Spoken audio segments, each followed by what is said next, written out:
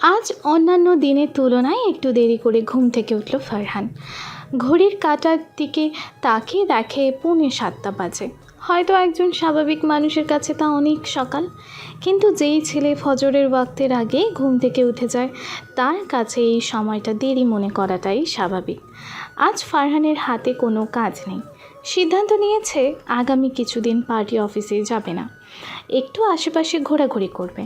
শ্রীমঙ্গলের আষাঢ় শ্রাবণ মাস ঘোরাফেরার জন্য বেস্ট। আর প্রতি বছর এই মৌসুমী প্রকৃতির আর্দ্রতা অনুভবের জন্য এই মাস দুটোকে ফারহান বড্ড আপন মনে করে। প্রতি বছরই নিজের সকল রাজনৈতিক জঞ্জাল ফেলে ফারহান অবাধে ঘোরাফেরা করে বাংলাদেশের প্রতিটি পাহাড়ি কোণায়। ফারহান সিদ্ধান্ত নিয়েছে অনেক তো হলো দেশ ঘোরা, আগামী বছর এই সীমান্ত পেরিয়ে মেঘালয়ে পাড়ি জমাবে সে। চেরাপুঞ্জির বৃষ্টির পানিতে সিক্ত হয়ে ভুলিয়ে দেবে শৈশবকালের প্রতিটা কষ্ট, পরিবারকে হারানোর যন্ত্রণা। ফারহান খাট থেকে উঠে মুখ ধুয়ে বাইরে বেরিয়ে এলো এবার। অনেক দিন ধরেই চা বাগানের ভেতরটা দেখা হচ্ছে না, এগুলোর একটু খবর নিতে হবে, না হলে কর্মচারীরা সব সময় সুযোগ খুঁজে কাজে ফাঁকি দেওয়ার জন্য। একটা চিকন স্লিভসের সাদা গেঞ্জি আর ট্রাউজার পরে বেরিয়ে এলো ফারহান। বারান্দার সিঁড়ি বেয়ে নিচে নামতেই আফরার মুখোমুখি হয়ে সে যেন অবাক না হয়ে পারল না। আফরা কাঠের ছোট্ট এই বাড়ির সামনের অংশে কাঠের বেঞ্চির ওপর বসে আছে, ওর পা বরাবর স্পর্শ করছে ঘাসের নরম কণা। আফরাকে এত সকালে এখানে দেখে ফারহান কিছুটা অপ্রস্তুত হয়ে পড়ল। সচরাচর ওর অংশটুকুতে কেউই আসে না। চাচি ইলা তো দূরের কথা, আর ফাহিম বা মিস্টার ইফাজের কোনো প্রয়োজন হয় তবে বাংলোতে ডেকে নিয়ে যায়। তাই এখানে ফারহানের অবাধে বিচরণ। বরাবরের মতো একাকিত্ব এই জীবনে ফারহানের ভাবতে হয়নি যে এইভাবে চিকন স্লিভসের গেঞ্জি পরে বেরিয়ে আসলে কেউ ভাববে কিনা, কিন্তু এখন আফরার সামনে এইভাবে আসতেও বিব্রত বোধ হচ্ছে। ফারহান কিছু বলতে যাবে তার পূর্বেই আফরা বলল, আপনার জন্যই অপেক্ষা করছিলাম মিস্টার কমরেড। শুভ সকাল। আফরার মুখে শুভ সকাল শব্দটি শুনে ফারহানের ভালো লাগলো। আফরা যদিও বাংলায় কথা বলতে একটু আটকে যাক না কেন, ওর মুখে ছোট ছোট এসব মধুর শব্দ দারুণ লাগে। একটা অনুরোধ নিয়ে হাজির হয়েছি আপনার কাছে। আফরার ঠোঁট কোলে স্মিত হাসি, ঠোঁট কামড়ে বলল, তবে আপনাকে এই লুকে দারুণ লাগছে কিন্তু মিস্টার কমরেড। এমন হট বডি লুকিয়ে সারাদিন কিভাবে কমরেডগিরি করেন আপনি? ফারহান বিস্ফোরিত চোখে তাকালো আফরার দিকে। নিজের সম্পর্কে এমন উক্তি শুনে কী বলবে ভেবে পেল না। এই প্রথম কোনো মেয়ে দুঃসাহসিকতার সাথে ওকে টিজ করলো, সেদিকে ওর সৌন্দর্যে এখনকার হাজার মেয়ে ঘায়েল হলেও ফারহানের ভয়ঙ্কর রাগের জন্য কেউ কিছু বলার স্পর্ধ দেখাতো না। আফরা আবারও হাসতে হাসতে বসে পড়ল বেঞ্চটিতে। কোনো মতে নিজেকে সামলে বলল, আরে আমি মজা করছি ম্যান, আপনি এত সিরিয়াস হচ্ছেন কেন? শুভ সকাল। আপনি এত সকালে এখানে এসেছেন যে? কোনো মতেই নিজেকে শান্ত করে বলল ফারহান। আফরা বুঝতে পেরেছে এই ছেলে বড্ড ইগোয়েস্টিক মানুষ, এত সহজে কাউকে প্রশ্রয় দেবে না, তাই মাথা নাড়িয়ে সম্মতি জানালো সে। তো বলুন, কি জরুরি বিষয় নিয়ে হাজির হয়েছেন? প্রায় অনেক দিন তো হয়ে গেল আমি এখানে আছি। এখন আমার অনুরোধ হলো আপনি আমায় শ্রীমঙ্গলে ঘোরাবেন। প্রতিটা কোণা, প্রতিটা সৌন্দর্য, যতই এই বাধা ওই বাধা আসুক না কেন, ঘোরাবেন আমায়। ফারহান বিস্মিত হলো আফরার কথায়, তবু ঠোঁট নাড়িয়ে আড়ষ্ট কণ্ঠে বলে উঠল, আমি যতটুকু জানি চাচি ফাহিম আর ইলাকে দায়িত্ব দিয়েছে আপনাকে ঘোরানোর জন্য, তাহলে আমায় টানছেন কেন? কেননা ফাহিম ব্যস্ত আর ইলার কিছুদিন পর পরীক্ষা, ওর এখন নিয়মিত কলেজে আসা যাওয়া করতে হবে। আর ইলা আমায় বলেছিল এই আষাঢ় শ্রাবণ মাস নাকি আপনি সকল কাজকর্ম বিচ্ছিন্ন করে নিজ মনে ঘুরেন। তাহলে আমাকে বানাতে পারবেন না আপনার ভ্রমণ সঙ্গী? ফারহান ভাবলো কিছু একটা। আফরা বলল, আমি একটা চরম দুঃখ নিয়ে এখানে এসেছিলাম জানেন, কিন্তু আমি সেসব কাটিয়ে নতুনভাবে বাঁচতে চাই। আমার বিশ্বাস আপনি অবশ্যই আমায় নতুনভাবে সৌন্দর্যের গহীনে নিয়ে যাবেন। আমিও আষাঢ় শ্রাবণের এই টানটা অনুভব করতে চাই ফারহান, না করবেন না? আফরার আর্দ্র কণ্ঠে ফারহানের সিদ্ধারা দিয়ে যেন শীতল স্রোত বয়ে গেল। এই প্রথম নিজেকে ব্যতীত কাউকে পেয়েছে যে আশা শ্রাবণের এই সৌন্দর্যের জন্য তৃষ্ণার্থ হয়ে আছে। ফারহান ঠোঁট চেপে সম্মতি জানালো আফরাকে, মৃদু কণ্ঠে বলল, আপনি আমার ভ্রমণ সঙ্গী হতে পারবেন আফরা? রৌদ্রোজ্জ্বল দিন আজ, পঞ্জীভূত মেঘের অবয়বে বৃষ্টির ছিটাফোঁটা নেই। এই মাসে শ্রীমঙ্গলে এমন দৃশ্য দেখা দুর্লভ ব্যাপার, তাই লোকজন ছুটিয়ে কাজ করছে। রৌশিন সেসবে এক নজরে তাকিয়ে শ্রীমঙ্গল সরকারি কলেজ স্ট্রিটের সামনে দাঁড়িয়ে অপেক্ষা করতে লাগলো ইলার। অপর পাশে টং দোকানের আশেপাশে ছাত্রছাত্রীরা হুমড়ি খেয়ে পড়ছে। কেউ কেউ ক্যাম্পাসের পাশে চায়ের দোকানে আড্ডা দিতে ব্যস্ত। কিন্তু ইলাকে এখনও আসতে না দেখে বেশ বিরক্ত লাগছে রৌশিনের। ক্লাস শুরু হতে 10 মিনিটের মতো সময় আছে। এদিকে মারুফও অনবরত কল দিয়ে যাচ্ছে মোবাইলে। রৌশিন আশায় ছেড়ে দিয়েছিল ইলার, মনে করেছিল আজ বোধহয় ইলা আবারও লেট করবে। এটা ভেবে রৌশিন তপ্তশাস্ত্রের ক্যাম্পাসে প্রবেশ করছিল। তখনই পেছন থেকে শোনা গেল এক শক্ত পুরুষালী কণ্ঠ। রোশিন দাঁড়াও। পা থামালো রৌশিন। পেছনে ফিরে সে দেখতে পেল ফাহিমকে। ফাহিমের গাড়ি থেকে সবেমাত্র বেরিয়ে এলো। পাশের সিট থেকে বেরোলো ইলা। রৌশিনের এতক্ষণে বিরক্তি যেন নিমিষেই উবে গেল ফাহিমের প্রাণোচ্ছল মুখ দেখে। ফাহিম বরাবরই হাসি খুশি ধরনের মানুষ, তাই ডাক্তারি আবেশের সাথে এই হাসি মুখশ্রীটা নিতান্তই সুদর্শন করে তুলেছে মানুষটাকে। ইলা এক কানে হাত দিয়ে রৌশিনের উদ্দেশ্যে বলল, সরি রে জানো, আজকে বাসা থেকে বের হতে হতেই লেট হয়ে গেছিল। তোর জন্য কতক্ষণ অপেক্ষা করছিলাম তুই জানিস? কি করব বল, একে তো ঘুম থেকে উঠতে লেট হয়ে গেছে, তারপর আফরা আপুকে নিয়ে বৈঠক করতে করতেই টাইম চলে গেছে। মানে? রৌশিন অবাক হয়ে ইলাকে জিজ্ঞেস করতেই ফাহিম বলে উঠল, আসলে দুদিন হাসপাতাল থেকে ছুটি নিয়েছিলাম বলে আগামী কিছুদিন ওভারনাইট ডিউটি করতে হবে আমায়। এখন আফরা যেহেতু আমাদের অতিথি, তাই মা চেয়েছিল ওকে একটু ঘোরাতে এখানে, কিন্তু আমার টাইম ম্যানেজ করতে একটু কষ্ট হয়ে যায়। এগুলোর ব্যাপারে কথা বলতে বলতে একটু দেরি হয়ে গেল। ছোট্ট করে প্রত্যুত্তর দিল রৌশিন। ইলা এবার বলে উঠল, এখন জলদি ক্লাসে চল। আর ভাইয়া, তোমাকে নিতে আসতে হবে না, আজকে রোশনি মারুফের সাথে বাসায় ফিরে যাব। ফুচকা খাওয়ার জন্য বুকটা কেমন যেন আনচান করছে, ক্লাস শেষে তাই ফুচকা খাবো। এসব হাবিজাবি খাবি না ইলা। ফাহিম কথাটি বলা মাত্রই রৌশিন চোখ বাঁকিয়ে বলল, কি হবে খেলে? অনেক কিছুই হবে। ওকে আমি না বললাম সাথে তুমিও খাবে না। আফটারঅল ইলার মতো তুমিও তো আমার বোন। রৌশিন চরম রেগে গেল ওনার কথায়, তাই প্রখর গলায় বলল, কে আপনার বোন? লিসেন, আমার একমাত্র ভাই হচ্ছে সাদ্দাফ ভাইয়া, আর কেউ না। আপনি তো একেবারেই না, তাই এসব হাবিজাবি কথা বলবেন না। এইলা চল তো। বলেই রৌশিন হন করে চলে গেল ইলার হাত ধরে। ফাহিম এবার বিস্মিত। রৌশিনের আচমকা রূপে ফাহিমের কেমন প্রতিক্রিয়া করা উচিত তা ফাহিমের অজানা। নির্নিমেষে মুখ দিয়ে বেরিয়ে এলো, স্ট্রেঞ্জ গার্ল। ড্রয়িং রুমে ফাহানকে স্থিরভাবে বসে দেখে মিসেস নাবিলা অবাক। ওনার জানা মতে ফাহিম বা মিস্টার ইফাস কেউই তো ডাকেনি ওকে যে ফারহান এখানে আসবে। ফারহান বরাবরই ইগোয়েস্টিক মানুষ। পারিবারিক সমস্যাগুলোর জন্য ফারহান অকারণে খুবই কমই এসেছে এখানে। তাছাড়া ছেলেটা ফর্মাল অবস্থায় নেই, একটা রেগুলার টি-শার্ট 3/4 প্যান্ট পরে আছে। মিসেস নাবিলা ফিচলু হাসি দিয়ে বললেন, আরে ফারহান, তুমি হঠাৎ এখানে? ফারহান আলতো হাসল, স্মিত কণ্ঠে বলল, চিন্তা করবেন না চাচি, আপনাকে জ্বালাতে আসিনি। ধুর বোকা ছেলে, আমি কি সেরকম কিছু বলেছি? ফারহানের কোনো উত্তর না পেয়ে কিছু বললেন না উনি। ইতিমধ্যে আফরা সিঁড়ি বেয়ে নিচে নেমে এলো। আজ ফিশিং করতে যাবে বলে একটা কর্মর জিন্স আর বুকে কুচি দেওয়া কোয়ার্টার হাতার টপস পরেছে সে, কপালে কালো রঙের একটা ক্যাপ। ফারহান শীতল কণ্ঠে বলল, রেডি আপনি? জিনিসপত্র কোথায়? গাড়িতে রাখা আছে। মিসেস নাবিরা এবার তাই আগ বাড়িয়ে জিজ্ঞেস করলেন, কোথায় যাচ্ছ তোমরা? বিলে নিয়ে যাচ্ছি। শীতল কণ্ঠে বলল ফারহান। মিসেস নাবিলা অসন্তুষ্ট হলেও কিছু প্রকাশ করলেন না। তিনি আফরাকে জিজ্ঞেস করলেন, তোমার আঙ্কেলকে বলেছো? আঙ্কেলই তো বললো ওনার সাথে যেতে, ফাইভে নাকি সময় নেই। ও, তাহলে যাও। মলিন স্বরে বললেন মিসেস নাবিলা। ফারহান আর আফরা এবার বেরিয়ে গেল বাংলো থেকে। নীল আকাশ আর টিলার সৌন্দর্য মনোহর করে তুলেছে পরিবেশটি। ফারহান ঠোঁটে স্মিত হাসি তুলে বলে উঠল, তাহলে প্রস্তুত তো আমার ভ্রমণ সঙ্গিনী হওয়ার জন্য? আফরা সম্মতি জানালো।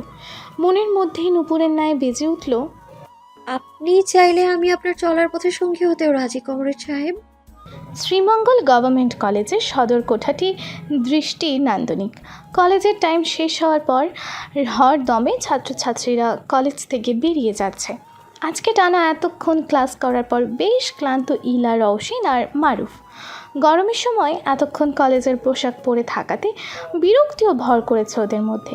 ইলা ক্লান্ত স্বরে বলল, আল্লাহ, গরমে সিদ্ধ হয়ে গেলাম রে আমি। এত গরম তো কখনোই পড়ে না, আজ এত অস্বস্তি লাগছে কেন? মারুফ তা শুনে ভ্রু কুচকালো। ইলার চুল টান মেরে বলে উঠল, বাপ তো তুই এমন করতেছস যে এই দুনিয়াতে তোরই শুধু গরম। আমাদের দেখ, মনে হইতেছে যে খালের থেকে জাপ দিয়ে আসলাম। ইলা আর মারুফের এই ধরনের হাতাহাতি নতুন কিছু না। রওশিন তাই সেই সব দেখে খিলখিলিয়ে হেসে উঠল। ইলা কাঁদো কাঁদো স্বরে বলল, তুইও এই দেওয়ালের ভূতটার মতো হাসছিস কেন পেতনি? এখন এই চেহারা নিয়ে কিভাবে দেখা করবো আমি সাব্বিরের সাথে? মারুফ হাসি চাপিয়ে সিরিয়াস হওয়ার ভান করলো। তারপর রওশিনের কাঁধে হেলান দিয়ে ক্যাবের নাই বলল, শোন ইলা, কথা আছে না, প্রেম রূপ দিয়ে হয় না, আর রূপ হয় না প্রেম দিয়ে। রূপ হলো উপভোগ্য বিষয়, আর প্রেম সেটা হলো মনের বিষয়। এমন আজাইরা কথা কই থেকে পাইস তুই? ক্ষিপ্ত হয়ে বলল ইলা। মারুফ কলার ঠিক করতে করতে বলল, কোথা থেকে আবার? আমার আইনস্টাইন ব্রেন থেকে। তাছাড়া একটা কথা, সেই তোর আসল প্রেমিক যে তোর এই কামের বেডে রূপ দেখেও ভালোবাসবে। তাহলে সাব্বির ভাইয়ের কাছে যাবি, এত লজ্জা পাস কেন? ভয় হয় যে ভাই তোর রূপ দেখা পালাইব? বিদ্রুপ করে বলে উঠল মারুফ। ইলা না পারছে সইতে, না পারছে কিছু করতে। এক পর্যায়ে ধৈর্য হারিয়ে বলে উঠল, তোর মুখ থেকে আর একটা কথা বাইর করবি, কসম আমি তোর খুন কইরাই ফেলমু। মারুফ বুঝেছে ভালো খেপেছে এই মহিলা। রওশিন মারুফের কানের কাছে ফিসফিসিয়ে বলল, আর রাগাইস না বেচারি, যে না হলে সত্যি তোরে খুন কইরা ফেলবো। মারুফ তাই খেপালো না আর। ওরা তিনজন হাঁটতে হাঁটতে এবার কলেজের অনতি দূরে খালের কাছটাতে এসেছে।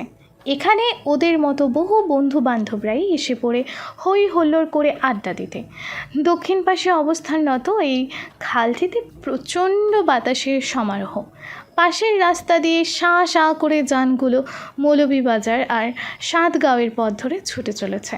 রওশিন এবার বলে উঠল, কিরে এরা, তুই না বললি সাব্বির ভাই আসবে এখানে? কোথায় উনি? আশেপাশে আছে মেবি, চল খুঁজে দেখি। অল্প সময়ের মধ্যেই তিনজন পেয়ে গেল সাব্বিরকে। ইলার তো খুশিতে চকচক করছে মুখশ্রী, তবে সাব্বিরের ভাবখানা বোঝা যাচ্ছে না মাস্ক পরিহিত বলে। সাবধানতার জন্য সাব্বিরকে সব সময় মাস্ক পরে থাকতে হয়।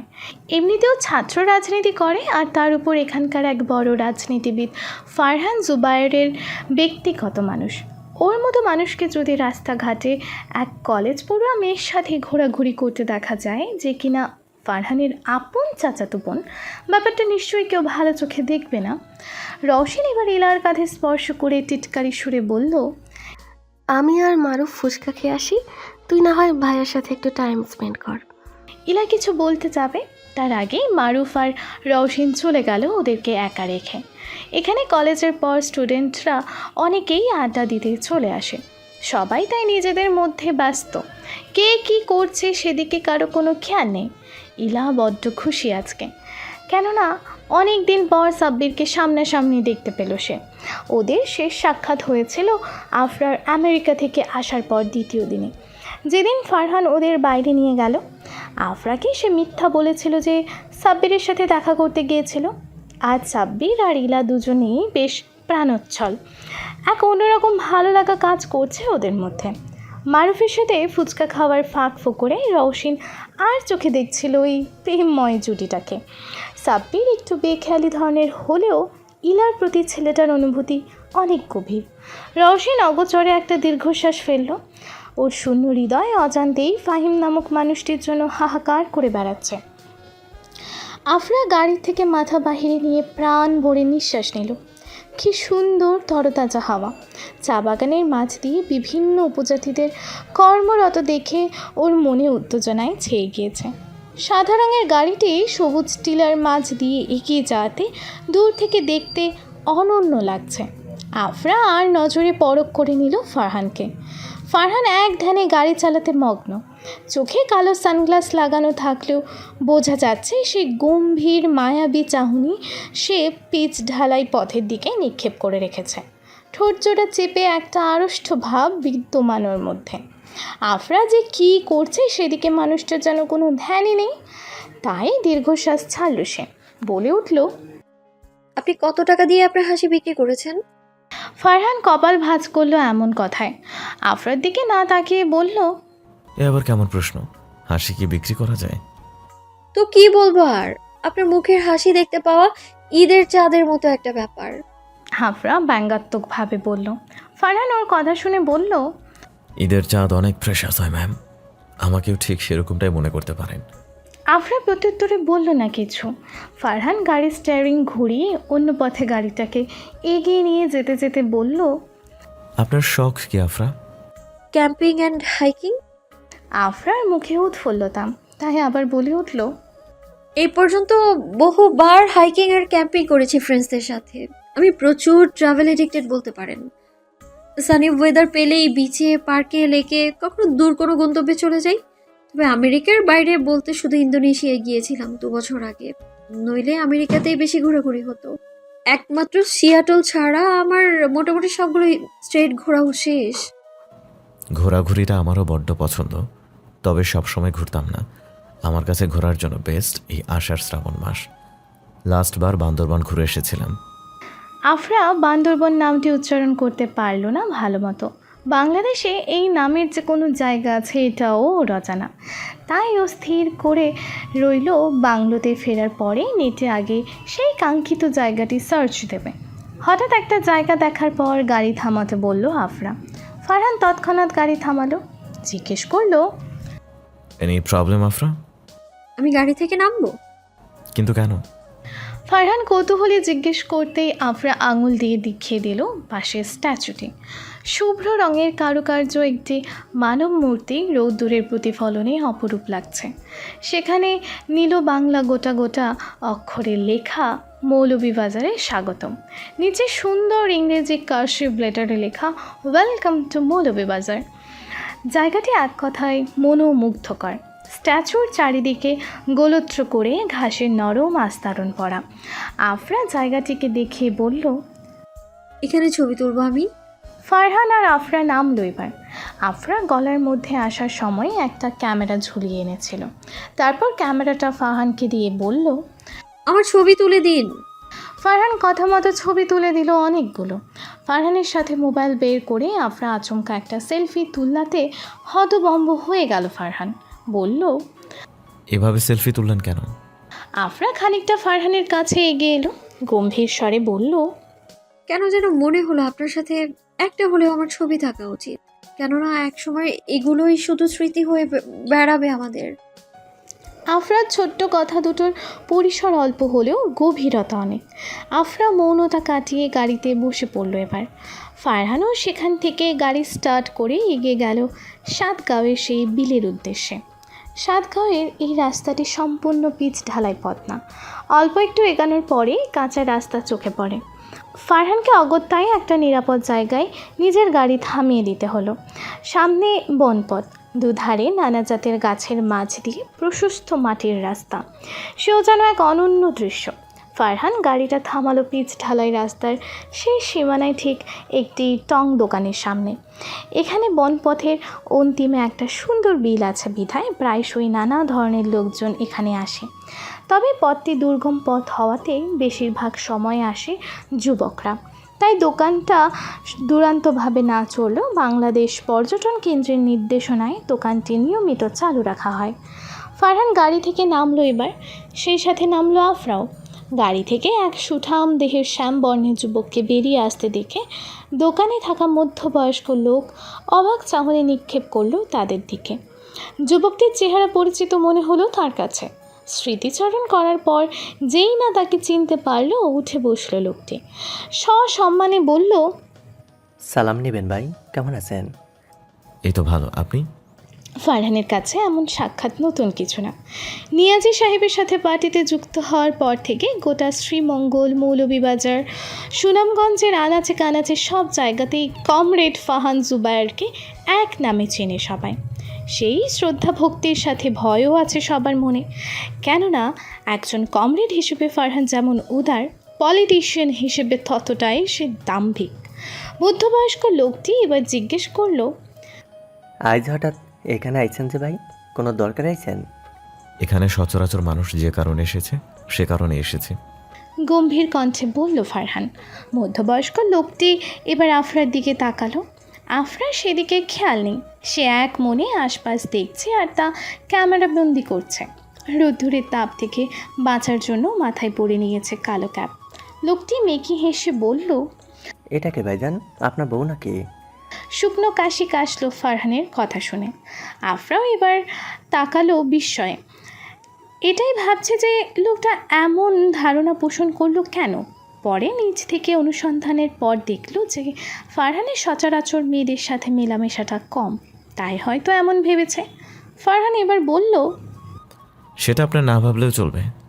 এই চাবিটা নিন, আমরা বিলে যাচ্ছি, ফিরে আসতে ঘন্টাখানেক সময় লাগবে, ততক্ষণ গাড়ি পাহারা দিবেন। কথাটি বলেই ফারহান নিজের প্রয়োজনীয় সরঞ্জাম নিয়ে মাছ ধরার উদ্দেশ্যে গেল। আফরাও সাহায্য করলো ওকে। লোকটি আফরাকে দেখে মিনমিনিয়ে বলল, আজকাল মাইয়া মাইনসগো পোশাক আশাক বুঝি না, সিনেমার নায়িকাগো মতো পোশাক পরে আসে। নীল আকাশটা স্বচ্ছ, সাদা মেঘের ভেলা সমগ্র বিলটাকে এক অনন্য সৌন্দর্যে মাতিয়ে তুলছে। অদূরে বিশাল বিশাল গাছ, বর্ষাকাল হওয়াতে একধারে শাপলা ফুলগুলো অপরূপ লাগছে। ফাহান ঘাসের নরম আস্তরণে বসে বড়শি সেট করতে ব্যস্ত হয়ে পড়ল। হাঁটু ভেঙে বসে আফরাও তা দেখতে থাকলো মনোযোগ সহকারে। হঠাৎ আফরা আঙুল দেখিয়ে বিশাল গাছগুলোকে দেখিয়ে বলল, এগুলো কি গাছ ফারহান? ফারহান বড়শি থেকে চোখ সরিয়ে তাকালো সেদিকে, তারপর আবার কাজে মনোনিবেশ করে বলল, আপনার তো এটা পারার কথা, কেননা আমি যতটুকু জানি এ ধরনের গাছ আমেরিকাতেও আছে। আফরা চোখ বড় বড় করে ফেললো এই কথা শুনে, বলল, কি বলছেন আপনি? আমি তো কখনোই এমন গাছ দেখিনি। ফারহান হাসল কিঞ্চিত, তারপর মৃদু স্বরে বলল, এগুলো এক ধরনের পাইন গাছ। পাইন গাছের অনেক ধরনের জাত আছে। আমেরিকা যেগুলো আছে ওই জাত আর এই জাত এক না। এই গাছগুলো মূলত সাউথ এশিয়াতেই বেশি দেখা যায়, যেমন ওই যে বাংলাদেশ, মিয়ানমার, শ্রীলঙ্কা। ও আচ্ছা। ফারহান এবার ব্যাগ থেকে ছোট্ট পলিথিন বের করলো। সেখানে বেশ কিছু ধরনের পোকা দেখা যাচ্ছে। ফারহান সেটা বড়শির আগায় লাগানোর চেষ্টা করতেই আফরা আতকে বলল, এই ধরনের বড়শিগুলো কোথা থেকে কিনেছেন আপনি? কেন, আমি নিজে বানিয়েছি এটা। আফরা তাজ্জব হয়ে গেল এ কথায়, যেন ফারহানের এই কথাটা সে বিশ্বাস করতে পারছে না। তাই আবারও বলল, is it true? I can't believe. Believe না করার মতো কি আছে? এই ধরনের বড়শি তার কোনো সুপার শপে পাওয়া যায় না। তাছাড়া এখানে আশেপাশে কোনো মাছ ধরার সরঞ্জামও দোকানে নেই। কিনতে গেলে সিলেট রেলওয়ে স্টেশনের কাছে যেতে হয়। তাই আমি ছোটবেলা থেকে এসব বানানো শিখে নিয়েছি। কথাবার্তার এক পর্যায়ে ফারহান বলল, নৌকায় উঠলে ভয় পাবেন না তো? নৌকা কি? ফারহান থম মেরে বসে রইল। এই মেয়ে নৌকা নাম বোধহয় এই প্রথমেই শুনেছে। ফারহান কিছুটা ভাবুক না হয়ে পারল না, কেননা আফরার মাদার ল্যাঙ্গুয়েজ ইংরেজি হলেও বাংলাতেও যথেষ্ট দক্ষ। তাই এই ছোট্ট শব্দটা না পারাতে ফারহান তপ্ত শ্বাস ছেড়ে বলল, নৌকা না আফরা, নৌকা। I mean to say boat. বুঝেছেন? আফরা চট করে ধরে ফেলল শব্দটি, বলে উঠল, বুঝেছি, আমি উঠবো বোটে, ভয় পাবো না আমি। নৌকায় প্রথমে ফারহান উঠে মাঝির জায়গাটিতে বসে পড়ল। এরপরে উঠল আফরা। হালকাতার গন্ধে কেমন যেন গা গুলিয়ে আসছে আফরার, তবু ভালো লাগছে এখানে সময় কাটাতে। নৌকাটা বিলের ঠিক মাঝ বরাবর নিয়ে এলো ফারহান। দূর দূরান্তে শুধু পানি আর পানি। নীল আকাশের সাথে বিলের ঘোলাটে পানি সর্বোপরি মাদকময় করে তুলেছে সর্বত্র। বাংলাদেশের এই পরিবেশে ফিশিংয়ের আফরা এক ভিন্ন অভিজ্ঞতা অর্জন করলো। ভিন্ন দেশ, ভিন্ন সরঞ্জাম, ভিন্ন আবহাওয়ার সাথে মোহনীয় মানুষ, যার এক নজরে নিমিষেই ঘায়েল হয়ে যাওয়ার ক্ষমতা রাখে। রোদ্দুরের প্রভাবে দুজনের ঘেমে গিয়েছে অনেকটা, তবু মাছ ধরাধরিটা কেউ বন্ধ করলো না, যেন দুজনে প্রতিযোগিতা শুরু করেছে। এক পর্যায়ে ক্লান্ত হয়ে আফরা নৌকায় বসে পড়ল। পুরো বিল শান্ত, ক্ষণে ক্ষণে মাছরাঙা উড়ে যাওয়ার দৃশ্যটা সুন্দর দেখাচ্ছে। ঘন ঘন শ্বাস ফেলতে থাকলো ফারহান। এক পর্যায়ে জিজ্ঞেস করলো, কেমন লাগলো এক্সপিরিয়েন্সটা? দুর্দান্ত, তবে এখন আমি আরেকটা এক্সপিরিয়েন্স করতে চাই। ফারহান ভ্রু কুচকালো, জিজ্ঞেস করলো, সেটা কি? এই বিলের পানিতে শরীর ঠান্ডা করার এক্সপিরিয়েন্স। আর এক বিন্দু অপেক্ষা করলো না আফরা, সরাসরি বিলের পানিতে ঝাঁপ দিয়ে দিল। ফারহান হকচকে গিয়েছে ততক্ষণে, চিৎকার করে বলল, আপনি কি পাগল? এভাবে ঝাঁপ দিলেন কেন? আফরার চোখে মুখে আনন্দের বাহার, ডুব সাঁতার দিয়ে বলে উঠল, ওয়েদার ডিমান্ডস কমরেড সাহেব, এই ওয়েদারে সুইমিং না করলে যে পাপ হবে আমার। ফারহানের পা হ্যাঁচকা টান দিয়ে ফারহানকেও আফরা পানিতে ফেলে দিল। শুরুতে ওর নাকে মুখে পানি চলে গেলেও সামনে নিল নিজেকে। ফারহানের আর্দ্র শরীর, চিপচিপে কালো চুল, মসৃণ ত্বক উন্মাদ করে তুলল আফরাকে। গায়ে জড়ানো টি শার্ট শরীরে লেপ্টে থাকায় ওর সুঠাম দেহের সাথে মেদহীন কোমর, প্রশস্ত বুক সব আফরার কাছে দৃশ্যমান। সেও এক ঘোর লাগানো দৃশ্য। ফারহান অদূর থেকেই শাপলা ফুল নিয়ে এলো আফরার জন্য। গহীন কণ্ঠে বলল, আপনি তো আবার প্রকৃতির প্রেমিকা, এটা আপনার জন্য। আফরার সারা শরীর বয়ে সুখের অবাধে বিচরণ চলছে। নীল আকাশের নিচে বিলের পানিতে সিক্ত দুজন, পানির তালে শরীরে শীতলতা ছেয়ে যাচ্ছে। সে সাথে অনুভূতি আরও প্রগাঢ় হচ্ছে ফারহানের জন্য। আজকের এই দিনটা কখনোই ভুলতে পারবে না আফরা। উফ, ওর এত সুখ অনুভূত হচ্ছে কেন? বিকেলে কোচিং শেষ করে বাসায় ফেরার পথে রৌশিনের আরও একবার দেখা হলো ফাহিমের সাথে। এতে খানিকটা অপ্রস্তুত হয়ে পড়ল রৌশিন, কেননা রাস্তায় সাইকেল থামিয়ে মারুফ আর সে রীতিমতো মারামারি না করলেও হাতাহাতি করছিল। মূল বিষয় ছিল এটি যে আসলেই সাব্বির ভাই আর ইলার প্রেমের সম্পর্কের আদৌ কোনো পূর্ণতা পাবে কি না। আর একজন কলেজে পড়ুয়া মেয়েকে যদি রাস্তাঘাটে সমান তালে নিজের সমবয়সী ছেলের সাথে মারামারি করতে দেখা যায়, তাহলে সেটা কেউ তৃপ্তিকর নজরে দেখতে চাইবে না। অনেকে হয়তো ওদের পবিত্র বন্ধুত্বের সম্পর্কটিকে নোংরা বানিয়ে ছাড়বে। অদ্ভুতভাবে এমন কিছুই করল না ফাহিম, বরঞ্চ ওদের দুজনকে এভাবে দেখে হেসে দিল। সে কি অমায়িক হাসি! খালের ওপর দিয়ে সুন্দর একটি সেতু, নিচ দিয়ে পাহাড়ি পানি বয়ে নদীর সাথে মিশে যাওয়ার উদ্দেশ্যে নিজ গতিতে এগিয়ে যাচ্ছে।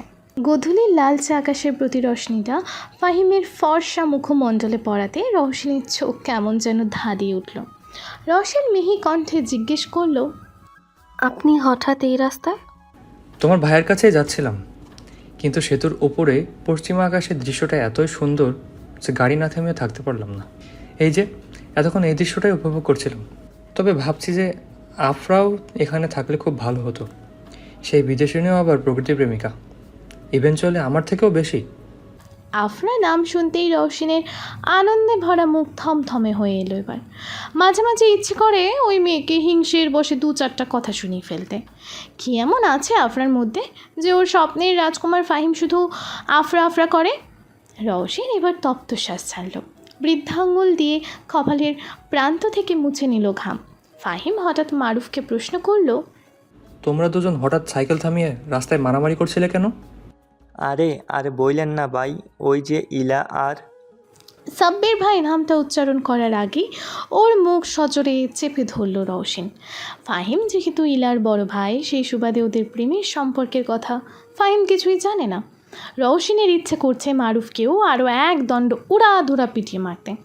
ছেলে মানুষের মুখ যে এত পাতলা হয়, মারুফকে না দেখলে রৌশিনের অজানাই থাকতো। ভ্রু কুচকালো ফাহিম। নিজের বোনের প্রসঙ্গ ওঠাতে সন্দেহবশতই জিজ্ঞেস করলো, ইলা সম্পর্কে কি বলতে চাইলো মারুফ, যে তুমি ছেলেটার মুখ এভাবে চেপে ধরছো? কিছু না ভাইয়া, এগুলো আমাদের ফ্রেন্ডসদের সিক্রেট, এইসবে কান দিতে হয় না। সন্ধ্যা নেমে আসছে প্রায়। রোশিন, আমি যেহেতু তোমাদের বাড়িতে যাচ্ছি, তাহলে তুমিও আসো আমার সাথে। এভাবে সন্ধ্যায় একা ঘোরাফেরা করা ঠিক না। একা কই, এই মারুফটাই আছে তো। এই মারুফ, বল তুই আছিস না? মৃত্যুর আগ পর্যন্ত তোর আর তোর জামাইয়ের বাচ্চা পাহারা দিব। ফাহিম স্মিত হেসে বলল, ওর বিয়ে হয়ে গেলে ওর বরই ওকে পাহারা দেওয়ার মতো যথেষ্ট। আই এম ড্যাম শিওর ওর মতো মায়াবী একটা মেয়ে অবশ্যই ট্রু লাভ হাজব্যান্ড পাবে। এই বিরাজমান থমথমে পরিবেশে রওশিনীর সারা দেহে ছড়িয়ে পড়ল আচমকা শীতলতা। ওর হৃদয়ের ধুকপুক বেড়ে উঠেছে, শরীরে নেমে এসেছে অস্থিরতা।